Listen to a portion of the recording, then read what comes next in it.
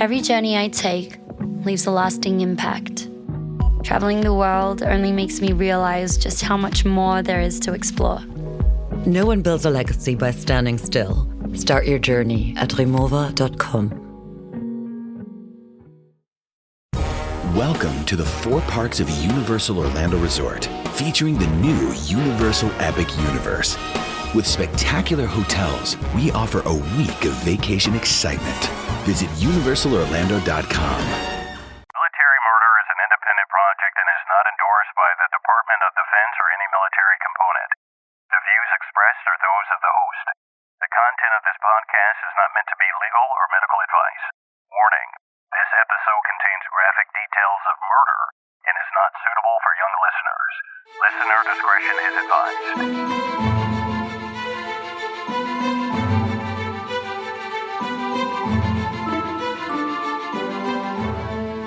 Welcome to Military Murder. I am your host, Margot, and you will not regret tuning in today because today I am bringing you 2 stories.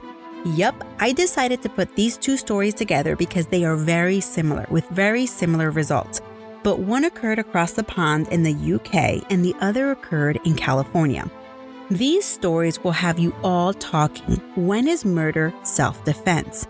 Is it when you kill an intruder in your home or when someone has overstayed their welcome and won't leave? You will have to wait and see. If you are tuning in for the first time, Military Murder is about true crimes committed by military service members, veterans, or their family members. I know, it's crazy to believe that true crime type cases happen among the ranks, but they do, and I am here to tell you about them. Today, I am bringing you a story about 2 love triangles that went terribly wrong. I feel like half of my episodes from here on out revolve around love triangles, but I mean, come on. Sex and life insurance has probably led to more murders than anything else, right? Join me today as I tell you about a British Army veteran who barricaded himself in his home for 2 weeks in fear that his mistress's husband would retaliate and kill him. And another story about 2 Navy sailors engaged in a battle for their lives when one man found another man in his bed with his estranged wife. Now, let's dig in. Let me start off with the sources for the cases I am covering today. For my UK case, I used thetimes.uk, Kent Live News, Metro Online, Downs Mail, BBC, and Simple News. For the Navy case, the heavy hitter on reporting on that case was Fox 5 San Diego, as well as the Navy Times, PopularMilitary.com, and NBC San Diego. Our first story is set in the UK, and it begins in 2017, on Louise Jenkins' 30th birthday. On this day, Louise begins a flirtatious text message relationship with 53-year-old Jeffrey Mills, a British Army veteran who served for 13 years as an Army chef, and he rose to the rank of acting sergeant. At the time of this story, he was living in Maidstone and working as a motorway maintenance worker. Louise and Jeffrey's relationship goes from flirtatious text messages to sexual in lightning speed, but it appears from what I was able to find out that they were not engaged in a regular dating relationship. I know, whatever that means. What is a regular dating relationship anyway? But in this particular case, it was a purely sexual one. So they often met at local hotels, particularly the Royal Victoria or the Bull Hotel in Rochester, to engage in sex, and then they would call it a day and they would go their separate ways. This was all fine and dandy until early March of 2019. When Louise was confronted by 50-something-year-old Jane Mills, Jeffrey's wife of 34 years.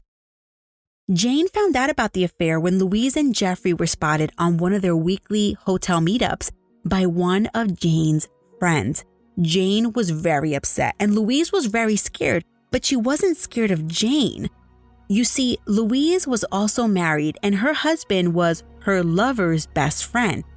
Louise was scared what would happen if her husband found out about the affair. So Louise pleaded with Jane, please, please, please don't tell my husband. But Jane could not make any promises. So let's talk about Louise's husband, Andrew Jenkins. Her husband was 20 years her senior, so he's 54 years old, and they had been married for 7 years. And he's like a big guy, from everything that I read, I haven't been able to find a picture of him, but he's roughly 6 feet, about 240 pounds. Well, although Louise didn't want her husband to find out about her 2-year affair with his best friend of 10 years, yes, you heard that correctly, Andrew and Jeffrey were BFFs for 10 years. Well, Louise decides to pull the Band-Aid, and she wants to tell her husband herself because she doesn't want Jane to hold the affair over her head. Andrew immediately calls Jeffrey, and he is irate. He said, "You screwed my wife, now you're a dead man." The next day, Andrew wasn't done terrorizing Jeffrey, though. He called him again and he told him, "Not only am I going to kill you, I'm also going to kill your son." Jeffrey was petrified. For whatever reason, he believed Andrew, and he believed he was going to make good on his threat. In fact, prior to the affair, Andrew had even bragged to the Mills family that he spent time in jail for attempted murder. And it seems, pretty scary to me if you know someone had spent time in jail for that, During the trial, it is discovered that Andrew did in fact have a firearm offense from 1994, but he was never in trouble for attempted murder. It appears that Andrew was just boasting among friends when he said that he had spent time in jail for attempted murder. But Jeffrey didn't know that that wasn't true. So, what did Jeffrey do after all of these threats? Instead of calling the police to report it, he asked a friend to get him an illegal gun. When the friend delivered the gun, Jeffrey assured his wife, honey, I need this gun to protect the family." Apparently, from the day that Andrew discovered the affair was going on, he began harassing the Mills family. Both Jeffrey and Jane said that for a 2-week period, they practically lived in fear of Andrew. In fact, they allegedly barricaded themselves in their home and even contemplated moving. But before they could do that, on Sunday, March 17th, 2019, Andrew arrived at Jeffrey's house with a knife in hand. He wanted a confrontation. When Andrew left his house that morning, Louise thought he was going to the store, but he had different plans. Andrew, after stewing over the affair for 10 days, he was going to Maidstone to confront his best friend. For whatever reason, even though the Mills family was allegedly terrified of Andrew, when Andrew showed up to the house, Mrs. Mills opened the door. Andrew was irate, shouting and wielding a knife. When he asked to speak to Jeffrey, Jane said, No, he's not here, and she tries to close the door. Andrew wedges his foot between the door and the doorframe, barges in, and as soon as he took one step into the house, he was shot in the chest. Andrew didn't even know what hit him, but he turned around, ran outside, threw his knife, and collapsed to the ground. At 10:43 in the morning, the Mills immediately called the police. On the emergency call, Jane told the operator that, quote, "Andrew is a nutter. He's been in prison for shooting somebody before. I mean, he's come up here and threatened my old man, and my old man is not the sort of block you'd piss off," end quote.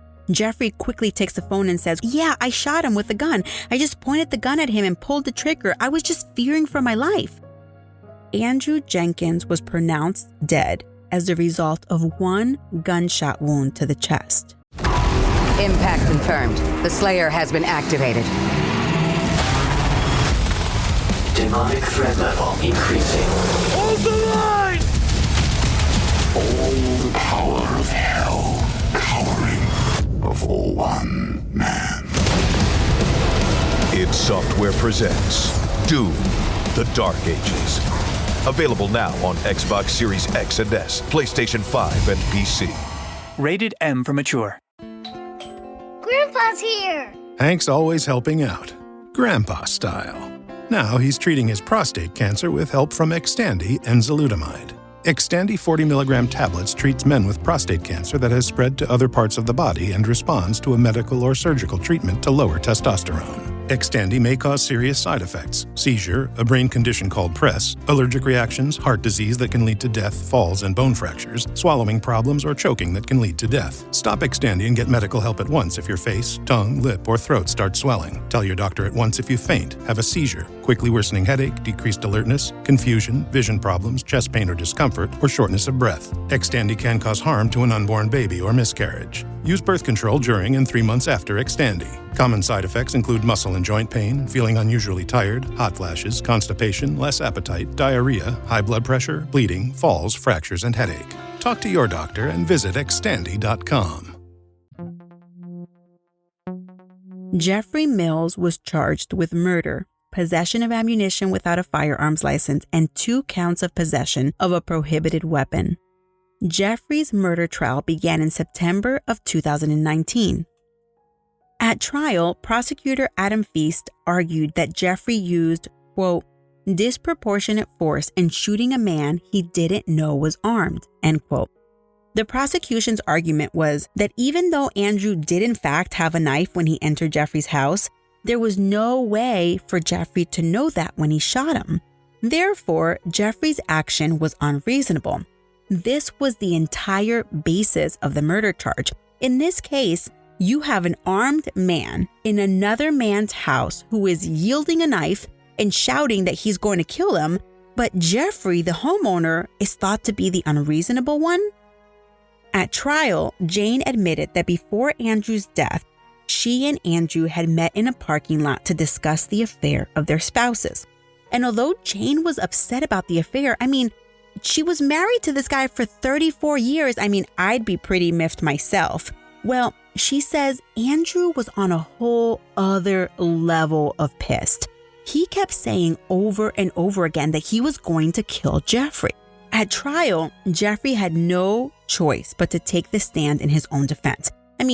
It's really difficult to claim self-defense and not take the stand. So what did Jeffrey have to say about everything? Just so you all can create a mental image of Jeffrey, let me describe him physically. I found a few pictures of him online, and he looks like a guy who spends his weekends riding motorcycles with his friends, but like the really big Harley Davidson cruiser type of bikes, not the crotch rockets. And he looks tallish, although he's approximately like 5'8", kind of stocky, definitely looks like he weighs over 200 pounds. He looks like the type of motorcycle gang guy you wouldn't want to get in a beef with at a bar. It's kind of hard to envision Jeffrey as the type of man who would be scared of anyone, but that's apparently how he came off on the witness stand.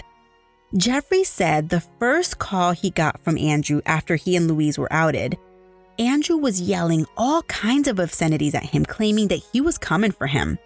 Jeffrey described Andrew as, quote, a bully, intimidating, and at least 4 inches taller than him, end quote. After this call, Jeffrey claimed that Andrew put the fear of God into him. He tried to apologize. I'm sorry, but Andrew wasn't having it. Jeffrey remembers hanging up, calling his wife and saying, quote, he's coming for me, end quote. Jeffrey admitted to getting the illegal gun. In fact, he pled guilty to the illegal gun charges. On that frightful Sunday morning in March, he was in the bedroom when Andrew showed up looking for a fight. Jane answered the door, and Jeffrey could hear Andrew's voice asking for him. His wife kept trying to get him to leave. Jeffrey was running around the bedroom scared, and that is when he grabbed the gun. His body was shaking. He didn't know what to do. He kept thinking, quote, this is it, end quote. With the gun in his hand, he's thinking, just go.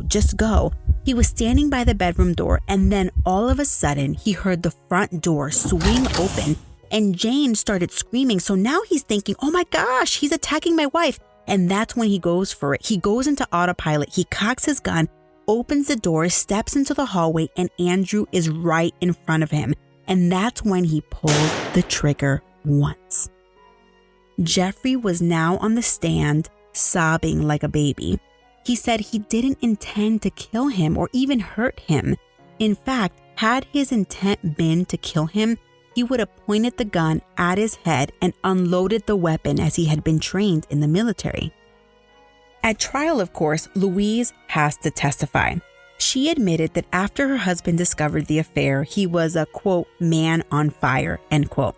And during cross-examination, the defense, of course, they had to make Andrew out to be an aggressor. In fact, even though Louise claimed she thought Andrew was going to the store that morning, a few minutes after he left the house, Louise sent an odd text message to her husband. She texted, quote, I'm not going to stop you because you're going to do what you are going to do. "Whatever happens, I still love you. I want you to know that." End quote. After the police arrived to tell Louise about her husband's untimely death, according to news reports, Louise was heard saying, quote, "I knew he was going over there to kill him." End quote. The jury deliberated for 5 hours, and after considering both a murder charge and the lesser charge of manslaughter, the jury acquitted Jeffrey Mills of Andrew's death. When the verdict was read, there was an audible gasp in the gallery. The judge even asked the victim's family to leave first because the judge was afraid that a feud between the families would erupt. But not so fast. Jeffrey didn't just walk out of the courtroom that day, because for the weapon offenses, Jeffrey received 6.5 years in prison. And the judge had a scolding comment for Jeffrey because instead of getting law enforcement involved, he took matters into his own hands, and now one man was dead and would never return to his family. And one day soon, Jeffrey would be able to walk out of prison a free man. Outside the courtroom, Andrew's ex-wife and his 23-year-old daughter spoke to Kent online. His ex-wife Tina said, quote, "Mills didn't go to the police to say he felt threatened, but instead, when Andrew approached and got inside, he shot him dead." End quote. She was very upset by the message that this verdict sent to the people of the United Kingdom that obtaining illegal weapons pays off. Andrew's daughter, Lauren Lucy, said, quote, "My dad is in a box now. There is no justice." End quote.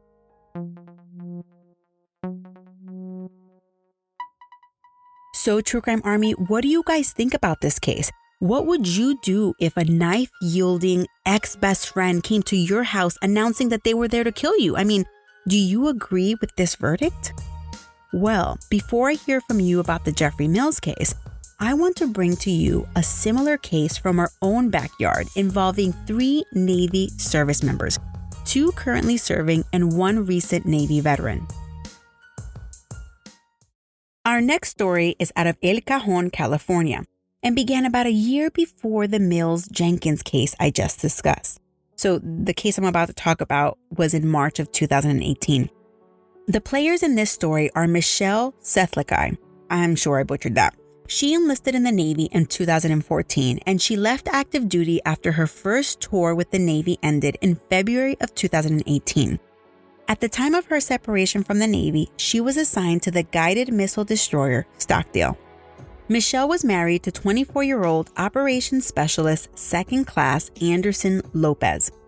He enlisted in the Navy in August of 2013 and was assigned to the Arleigh Burke-class destroyer Howard. The couple had been married less than a year, and they had a 2-year-old son. Sadly, the couple had decided to call it quits, and they were going through a divorce. But instead of living in separate places, they decided that they would continue to live together to make it easy for them to co-parent. But they didn't share a room. Michelle stayed on the couch, while Anderson maintained the master suite as his own, and I'm assuming that the 2-year-old son had his own room. News reports seem to indicate that during the marriage, Michelle began seeing another Navy man, 26-year-old boatswain mate 3rd Class Dylan Poston. On March 6, 2018, Anderson's the husband, he was scheduled to work the night shift. Michelle thought it was a good time for her and her new boyfriend to spend time together. Dylan came over to the condo, and Michelle and Dylan were asleep in the master suite when around 10:30 p.m., Anderson came home from work early. He walked into the bedroom to find his estranged wife in his bed with another man. Anderson became a madman, and he attacked Dylan in the bed with blow after blow in the head. Anderson yelled for both of them to get the heck out of his house. Dylan was able to escape, and he ran downstairs to gather his belongings. He apparently didn't want any problems. Meanwhile, Anderson and Michelle were still upstairs, probably arguing, but Dylan wasn't sure what was happening. As Michelle was walking down the stairs, Anderson kept roughing her up by shoving her. Michelle later testifies that she tripped a few times while going down the stairs. By the time Michelle and Anderson arrived downstairs, Dylan was fully dressed and ready to leave. But he didn't want to leave Michelle alone, as he knew that Anderson had been physically abusive to Michelle in the past. Anderson was irate, asking Dylan why he was still in his house. Dylan told Anderson, hey, I'm gonna leave. I'm gonna leave. I want to make sure that Michelle is safe, and I don't want you hitting her. Anderson quickly leaves the room, returning a few seconds later with a 14-inch metal pipe ripped from a shower caddy, and he tried to attack Dylan. Dylan did a quick step and blocked the hit, and the two men engaged in a scuffle. During the scuffle, Dylan took out a pocket knife that had like a 3 to 4 inch blade, and the fight continued. At some point during this scuffle, Michelle got involved and she's trying to break up the fight between the two men. The fight only lasted a few seconds or minutes, and by the end of the fight, Anderson had been stabbed 5 times in his chest, stomach, and back, and he had 8 lacerations to his body. In the chaos, Michelle had also been stabbed on the leg. Michelle immediately calls the police while Dylan tries to provide life-saving aid until the medics arrive. Sadly, Anderson was pronounced dead later that night. Dylan was arrested at the scene and charged with murder, which meant if convicted, he faced 26 years to life behind bars. Dylan would be prosecuted by the civilians since the murder occurred off base. But the entire time, Dylan argued self-defense, and he hired a very prominent military defense attorney named David Shapiro to represent him. The trial began at the end of July 2019. At trial, the deputy district attorney, William LaFond, argued that Dylan lingered at the apartment a little too long, and after getting dressed downstairs, he armed himself with a knife because he knew there would be a fight. The prosecution even provided evidence that a few days before Anderson's death, during a text message conversation between Michelle and Dylan told Michelle he was skeptical about going over to the house because, quote, "I think it would be a big fight. It could end bad," end quote. Interesting because Michelle and Dylan, they're discussing what would happen if Anderson caught him at the house. And so why had they not planned accordingly? The defense presented evidence that Dylan had been punched in the head multiple times. And then moments before the stabbing, Anderson came at Dylan with a steel pipe. The defense not only claimed self-defense, but defense of Michelle. The defense attorney also pointed out that if Dylan intended to kill Anderson, he would not have accidentally cut Michelle on the leg during the fight. And in their eyes, this clearly proved that he was defending himself and not acting deliberately to cause death. The jury deliberated for 8 hours, and they returned a not guilty verdict for murder and voluntary manslaughter. After spending nearly 17 months in prison, Dylan was a free man, but he did not publicly comment as he was required to immediately report back to duty with the Navy. But his attorney, Mr. Shapiro, did have the following to say about his client's reaction to the verdict. Well, a lot of emotion, a lot of relief while still acknowledging a loss of life. He wishes the fight could have ended differently, end quote. So, what do you guys think about this verdict?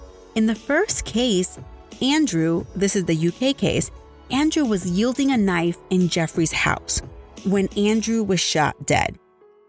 In the second case, Anderson was killed in his own house after first physically attacking Dylan with his fist upstairs and then with a steel pipe downstairs. These were both truly, truly tragic stories. Crazy how, in one case, a man protects himself in his own home and is acquitted. And in another case, a man is killed in his own home and the intruder is acquitted due to the perceived threat from the homeowner. PMS, pregnancy, menopause. Being a woman is a lot. Ollie supports you and yours with expert solutions for every age and life stage. They just launched 2 new products exclusively at Walmart. Period Hero combats bloat, mood swings, and more during PMS. And Balance Perimeno to support hormonal balance, mood, and metabolism during perimenopause. Grab yours at ollie.com. Ollie! These statements have not been evaluated by the Food and Drug Administration. This product is not intended to diagnose, treat, cure, or prevent any disease. Support comes from ServiceNow. We're for people doing the creative work they actually want to do. That's why this ad was written and read by a real person and not AI. You know what people don't want to do? Boring, busy work. Now with AI agents built into the ServiceNow platform, you can automate millions of repetitive tasks in every corner of your business, IT, HR, and more, so your people can focus on the work that they want to do. That's putting AI agents to work for people. It's your turn. Visit servicenow.com. Besides O.J. Simpson and Casey Anthony, I feel that acquittal cases, they tend to fade quickly out of the limelight because they're not as glamorous as convictions. But honestly, I made this podcast because I wanted these true crime stories to serve as cautionary tales.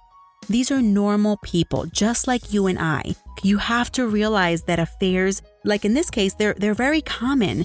So don't let yourself be a victim or a perpetrator. Plan accordingly, you know? Time heals feelings of betrayal, but you can't bring people back from the dead no matter how many times you say you're sorry. In the first case, Jeffrey could have gotten police involved early on, or the Mills could have not opened the door in the first place. I mean, if I'm truly terrified of someone barricading myself in my house, I wouldn't open the door if they saunter over and ring my doorbell. I mean, it's reasonable to call the police. In the second story, there was a lot of reasonable steps that could have been taken, but now this little 2-year-old boy has lost his biological father forever. And for what? As per usual, while researching the UK case, I started chasing a rabbit hole. I learned something new and I wanted to share it with my listeners. Everyone probably already knows that the UK runs a pretty tight ship when it comes to gun control. They effectively banned guns in 1996 after their one and only school shooting. So crazy part is that this was before the 1999 Columbine shooting that occurred here in the US. Well, NBC San Diego reported in April of 2019, on the 20th anniversary of the Columbine massacre, that there have been over 230 school shootings in the U.S. since Columbine. And that does not include colleges and universities. And this makes me so sad. Well, the UK ban on handguns explains why Jeffrey Mills received that 6.5 years for his gun offenses. Well, in 2018, the London mayor decided that he was going to outlaw knives with a blade larger than 3 inches. So violating this ban could cost you up to 4 years in jail and unlimited fines. Additionally, the BBC News reported in the same month, April of 2019, that a large chain grocery store is aiming at removing all single kitchen knives from their shelves. Because apparently, when you sell one kitchen knife at a time, this is a hot commodity for thieves in the UK or maybe just in London. But they're going to continue to sell knives in multi-packs. And I think that's kind of weird, funny, and interesting. Because I guess if you can't steal one knife, now you'll just start stealing a whole bunch of knives? I don't know. But there was a different store, however, that has decided to no longer sell kitchen knives at all. So isn't that the craziest story about knives? I mean, here in the US, I don't remember the last time that I saw a single knife. Maybe, I guess. Yeah, I guess they sell single kitchen knives, at like Target or Bed Bath & Beyond. But I mean, where do people go to buy knives now in London? Is there a UK Bed Bath & Beyond, and do they still sell knives? If you're a UK listener, please hit me up because I really want to know.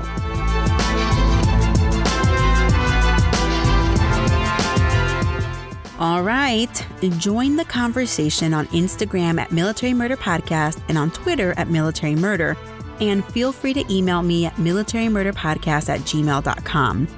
As always, this episode was created and produced by me, Margot, and all of the music came from tie-ups.